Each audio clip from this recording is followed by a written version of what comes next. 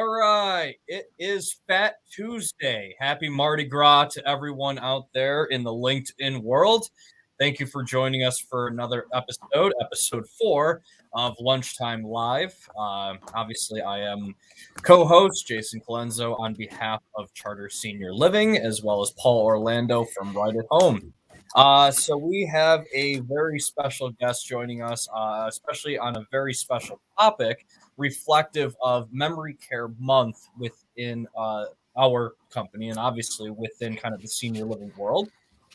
We have brought on a emerging superstar in the senior living world. Founder, I gotta make sure I get the titles right and all of that of Eversound, the one and only Mr. Matt Reiners. Awesome. Thanks, Jason. It's an honor and a privilege to be here, and especially on Fat Tuesday. I should have dressed up myself, but it's all good. Is that a thing for Mardi Gras, Fat Tuesday? I think, isn't that like the literal meaning? Like if you actually translate, isn't that like the actual translation of it? I mean, I guess we'll have to do a Google search at some point during this episode when we have a break. It's Fat Tuesday. It's today. Okay. You're good. Yeah. All right. So that was correct. Yes. I thought I remembered that. All right. Awesome. So yeah, Matt's joining us here. Matt, so if you just want to, I mean, obviously I got a good, gist of the story. You've helped out a lot with Charter, that you've talked with our, on a company level with Eversound and kind of, what you all are about. So just fill us in. What's up with Matt Reiners and what's the scoop on Eversound?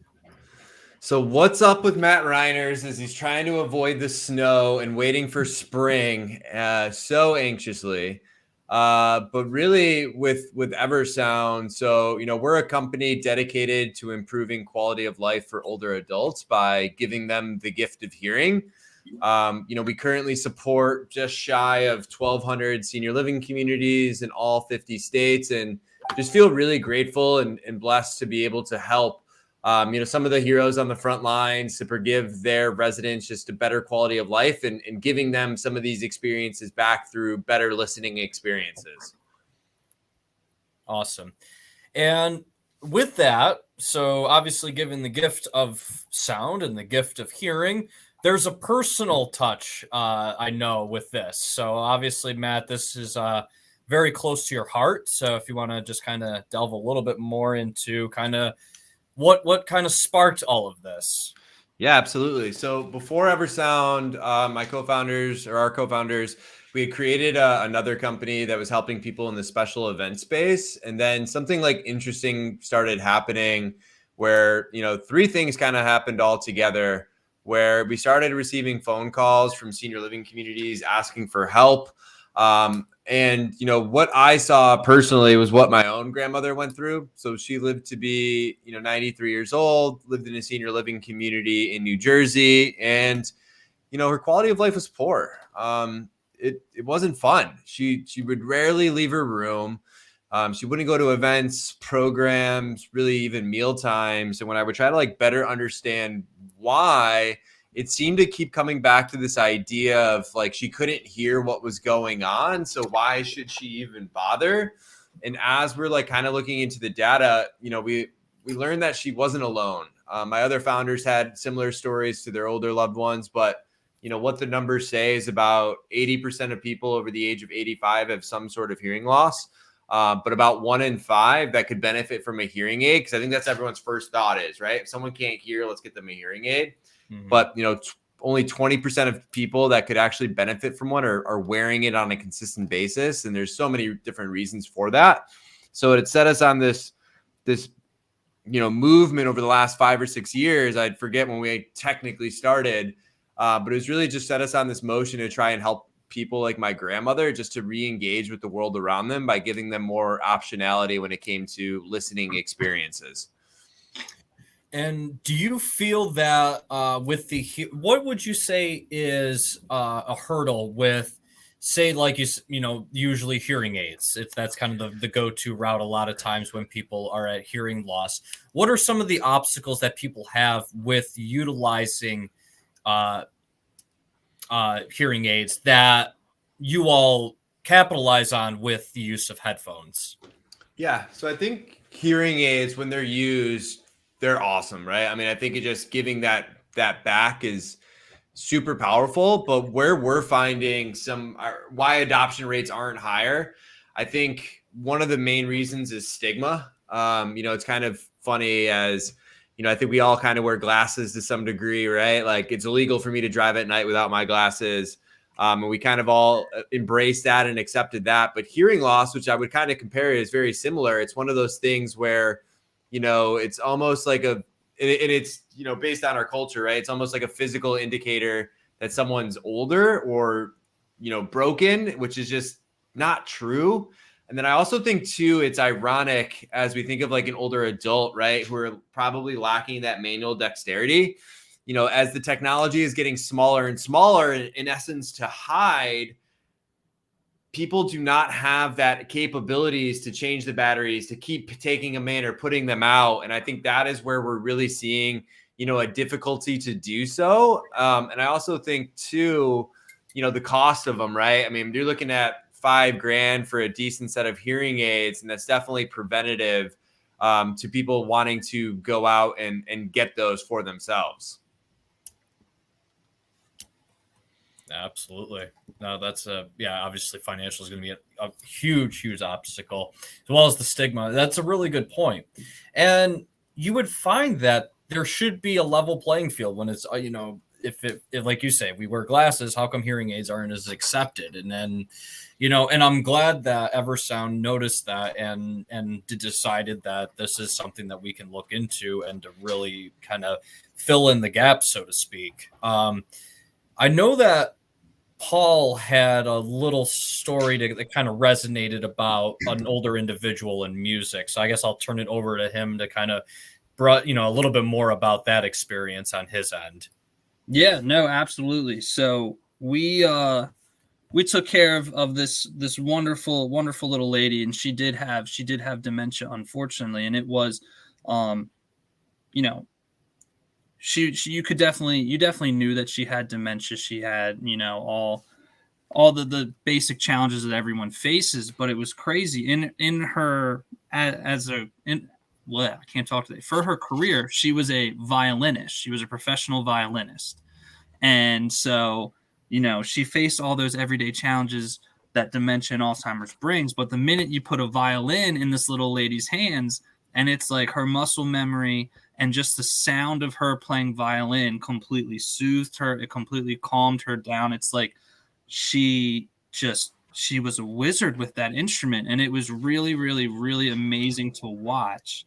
That when she was playing violin, and then a lot of times as like a coping technique, and if we ever, had to engage with her, if she was having a bit of a panic attack or something, we would put on some classical music, even her own music that she had recorded, and just the sound of that music and listening to that completely calmed her down.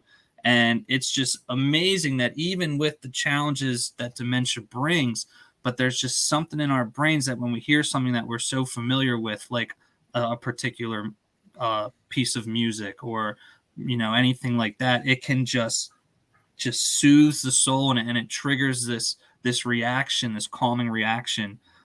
So it was really, really, really neat to watch. I unfortunately never got to see her do it in person, but I did watch videos of her as a professional playing the violin. And it's just the power of music, I think, is so important, and people don't understand how just a couple sounds in a pattern put together can have this everlasting effect on someone. Yeah, it's so powerful. And I hear about those stories all of the time. And I think, everyone's probably familiar with the Alive Inside documentary about, music and memory within senior living communities. And it's almost like someone wakes up when they start hearing that music. And, there's people way smarter than me out there that are truly the experts on this. But from what I've read, it's like one of the last things that we stop remembering is the music, and it's those patterns. So it's really interesting to see when that happens. And I've heard it time and time again from some of our partner communities who have told us, they'll use music through Eversound as a strategy before resorting to medication. So if someone's anxious, if they need help with sundowning, they're definitely, it's just great to see some of these non-pharmaceutical approaches to really improve that quality of life and using music as a tool to do that. And another interesting thing, and this comes from one of our other partners that said they'll use Eversound during like meal times because they see that almost it's like the veil is lifted from someone's eyes, right?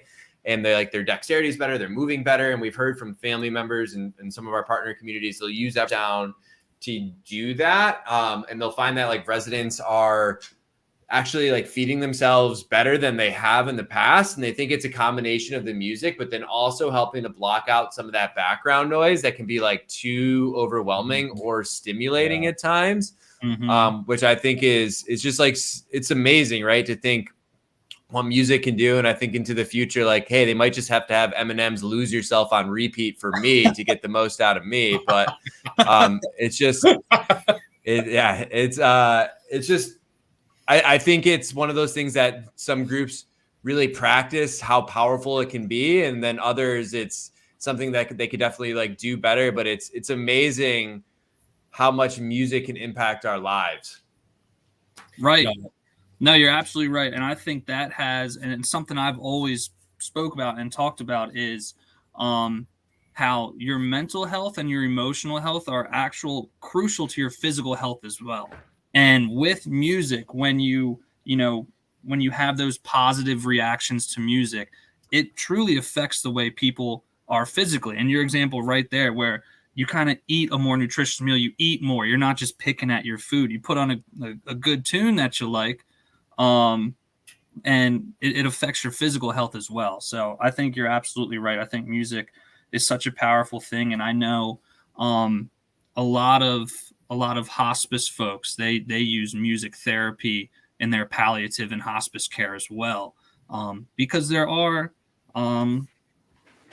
some really good healing remedies with sound and with music. And the example, Matt, that you used about feeding yourself and improving your dexterity and really your relative functions. So I can attest from my clinical background that usually the times that we're most successful in a gym setting, in a rehab setting where it's going to be a little bit busy, where you got distractions, everything like that, was when music was playing. And it didn't necessarily have to be like from the era, like, so to speak. We didn't necessarily have to be like 50s, like, doo-wop or something. It could be just like classic rock or something even more modern. It was just the feeling of the energy that it gave off, and it really translated and it improved the outcome significantly, I feel, in terms of the whole. Do you guys have data that kind of demonstrates any of those carryovers, like from like maybe a rehab team or like nursing, like, not Eversound versus having Eversound in place and its effect on falls and everything like that? So we don't have that specific data available, but we have had groups do, their own little like case studies when they're testing the efficacy of Eversound. And I think a really interesting thing that I saw was from Front Porch Innovation, based in California. They basically did like a 12-month study with over 600 residents utilizing Eversound, and they weren't so much, measuring the outcomes on the clinical side, but more of like terms of like resident engagement, resident understanding, mood. And they weren't just using it for music, right? Because this is a tool that they could use in like resident council meetings. I've seen people use it in like worship services, bingo, bus tours, meditation, fitness classes, like you name it, right? Wherever that. And they did see that there was a positive impact, an increase in resident engagement by 76%, an increase in resident understanding of the event by 76%, an improved mood in those living with dementia by, I think, the number is 64%. And we've had other groups do similar studies, just like, and I always suggest this, right? If you're testing out a new technology, you want to make sure it works before investing in anything. We've also seen other groups seeing like an improved attendance rate, and it makes sense, right? Like the simple idea is the ability to hear. And when we are able to give this gift and really allow people to do that, that's where we start to see this quality of life really starting to improve. One of the interesting things we have seen on the clinical side, and granted this is anecdotal, but we did hear that people were using Eversound during like PT and OT sessions, and it's actually reduced the amount of time that it takes to have that session because people can actually hear the instructions that are being given to them. Right. No, I think that makes total sense because you think about it. How much time do we spend just trying to communicate with folks who do have difficulty hearing, and how much productive time you're losing because you're trying to let them know, hey, this is what we need to do to get you stronger. This is the exercise we're on, or this is whatever. So no, that makes total sense. Really kind of bringing those things all together. Yeah. And end up making it all happen. So, I mean, that is fantastic. Increases in engagement and attendance rate. I mean, that's very significant. That's almost doubling your engagement right there. I mean, that's fantastic. I mean, if you're in, a community like ours and a normal engagement, like for a say like a normal, like, group activities, 15 to 20 per se, if that's well attended, then if we can double that to 40, that's a very well attended little community event. So definitely would help with rapport and everything like that, with building that adherence to activities as well. Yeah. Tell me, and maybe this might not be, I guess, Eversound specifically right now, but it might have been at some point associated. The silent disco is kind of a fun idea that I kind of like. Talk a little bit more about that. Yeah, so a silent disco, for those of you that don't know, imagine a room full of people dancing to no out loud music, and everything is being played through wireless headphones. So those that are actually partaking in the event and wearing the headphones can actually hear what's going on, but those that don't have the headphones just probably see one of the strangest things they've ever came across. There's been different moments throughout history of when these started popping up. It started getting big in Europe, and then really started making its way over to the US in like the late 2000s. So like 2008, 2009, there was a couple of groups that started bringing those over and was really focusing on like the music festival scene as a way to do late night events and getting around noise restrictions or if there's campers. Right. So it is the most absurd thing you'll come across, but people have a freaking awesome time at them. And that's actually how we got started before Eversound was having a company do that while, my co-founder was still in college and building a company from there, and then saw everything happen with my grandmother, senior living communities calling and asking for help. And it's really cool because now we have senior living communities that are holding these own silent disco events. Oh man, yeah, it's silent disco. I was up in Philly at Xfinity Center. We did a little silent disco there. It is a blast, let me tell you. But you're right. From the outside looking in, you're like, what is going on in there?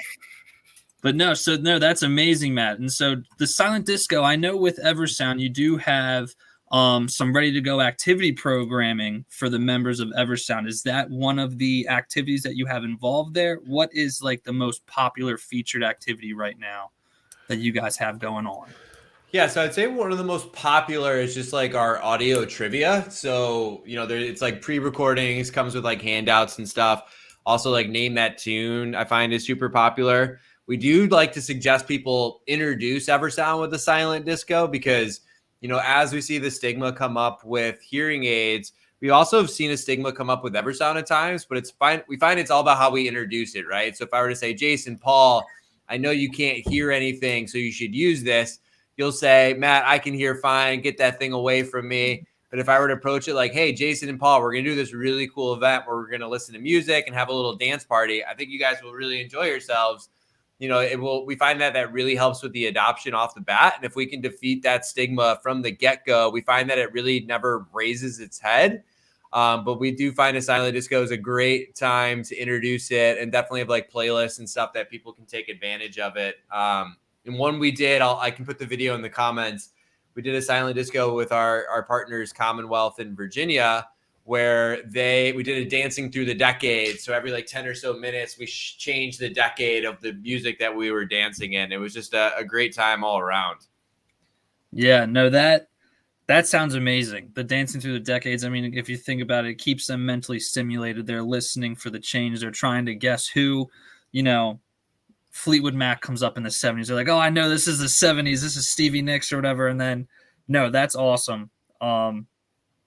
That silent disco, I think, is incredible. And I think defeating the stigma, like you said, is the biggest thing, and how you approach. And that's with anything in life. It's about how you approach things.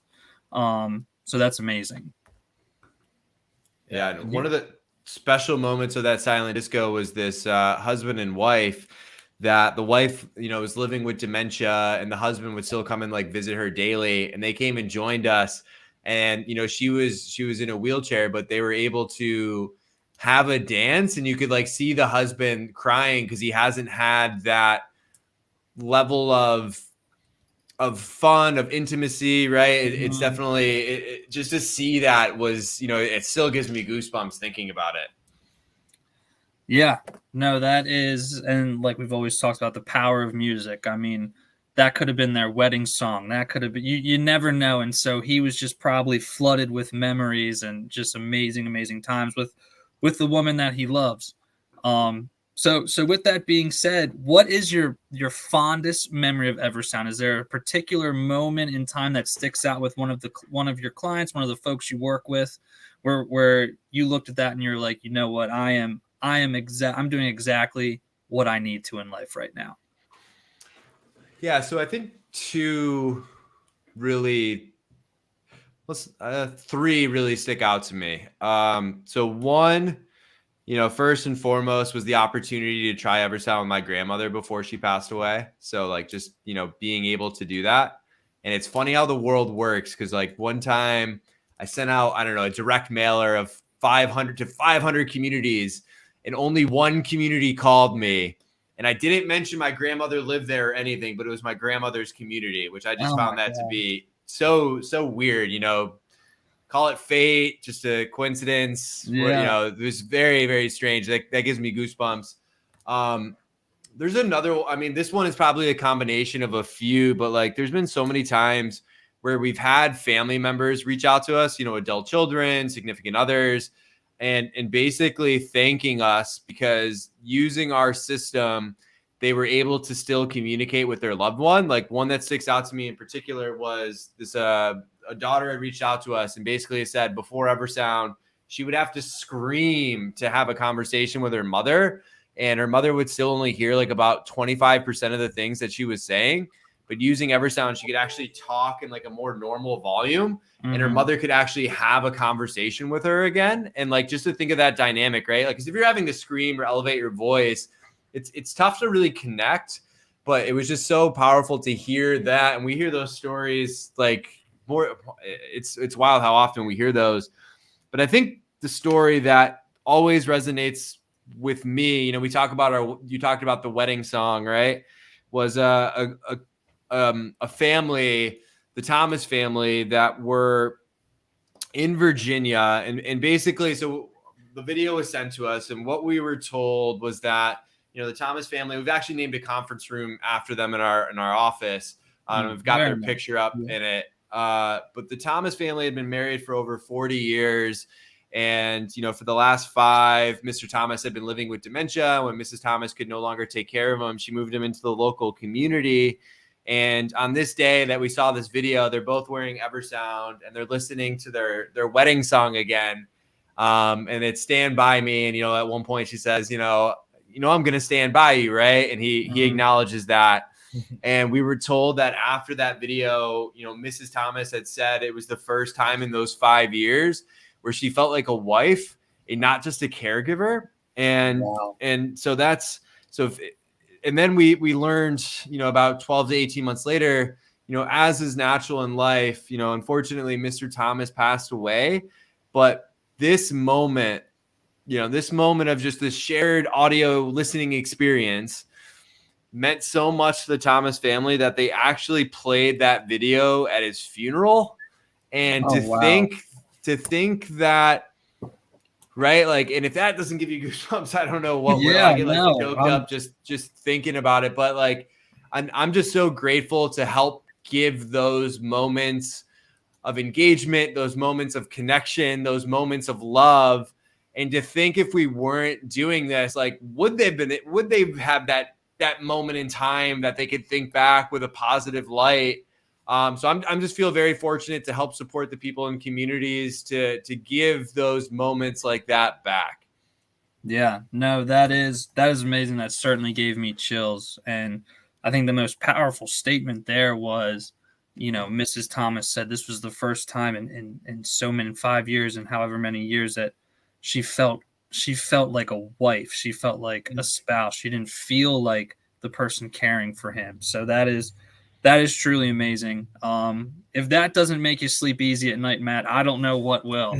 But that's amazing what you're doing for folks. Yeah, appreciate that. And again, it really speaks to the creativity and the resiliency of the people working in the communities. We're just helping them and giving them the tools to make all these amazing experiences happen. They're the real heroes in this story.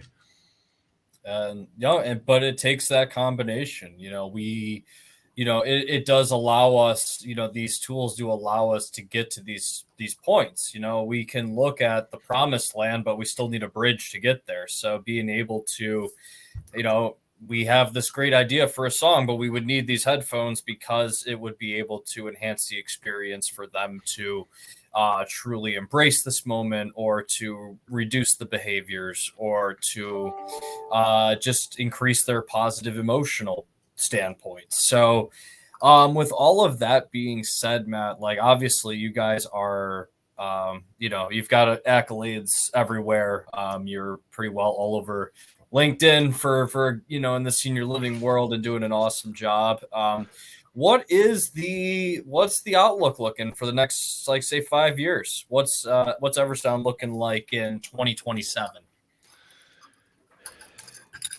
Yeah, so hopefully I don't get any balder by that point, but I know it's gonna happen. But yeah, I mean, in all seriousness, like, so our mission, right, is to end social isolation. We found this opportunity to do that through hearing, and just providing these better hearing experiences. I think, so much has changed in the last 5 years. It's tough to say exactly where we're going to be. I think there's probably a clear picture on the 12 to 18 month timeline where really I see us continuing to evolve to be a more all-encompassing hearing healthcare platform, and just trying to give more options to people because hearing allows us to really reconnect with the world around us. And if we're able to continue to provide that experience and those options to people, and really giving the tools to these communities to improve that quality of life, I think that is where we're going to continue to go, and continue to work with rock stars and people that are helping to make this come to fruition, and